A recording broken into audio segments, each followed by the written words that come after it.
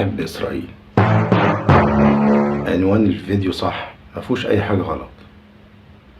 والله العظيم أنا بحب إسرائيل، مش أنا لوحدي، كل العرب بيحبوا إسرائيل، كل المصريين بيحبوا إسرائيل.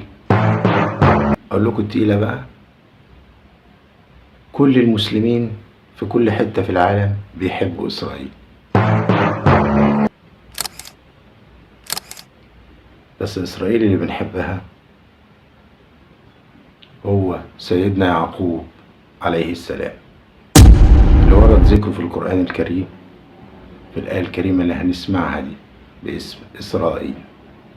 بسم الله الرحمن الرحيم.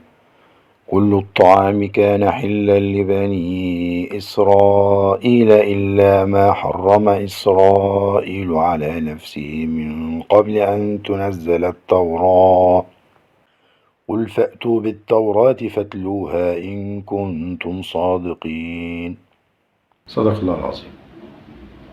طبعا كلنا بنحب إسرائيل لأنه نبي من أنبياء الله، والمسلمين بيحبوا كل الأنبياء والرسل، لا نفرق بين أحد من رسله. أما دولة إسرائيل أو الكيان الغاصب كلنا بنكرهه، مصريين، عرب، مسلمين، حتى كل العالم، بعد اللي حصل بعد 7 أكتوبر والإبادة الجماعية اللي بتحصل في غزة دلوقتي. كل العالم خلاص انكشف بالنسبة له إسرائيل،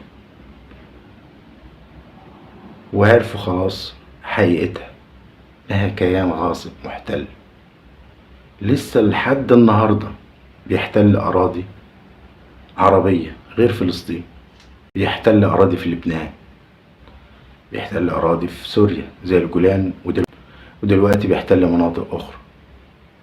حتى مصر لسه لحد النهاردة في جزء من مصر محتل، اللي هو أم الرشراش أو ميناء إيلات على خليج العقبة.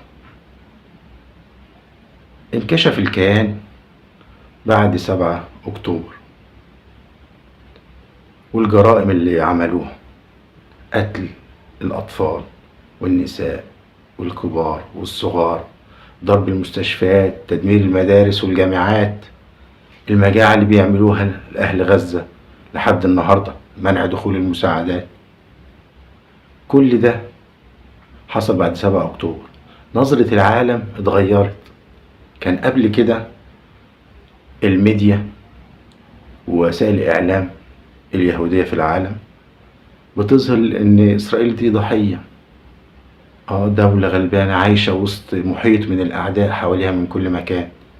لكن دلوقتي انكشفوا على حقيقته، ولولا مساعدة أمريكا بالسلاح والحماية الدولية وبعض الدول، وللأسف في دول عربية زي ما شفنا في زيارة ترامب الأخيرة، المليارات تريليونات اللي خدها من دول الخليج اللي بتترجم للسلاح ومعونات بتروح لإسرائيل عشان تضرب غزة. فطبعا يبقى كلنا بنحب إسرائيل والنبي إسرائيل يعقوب عليه السلام. أما الكيان الغاصب كلنا بنكرهه، وإن شاء الله في طريقه إلى الزوال، ده وعد الله في آخر الزمان. وشكرا، والسلام عليكم ورحمة الله وبركاته.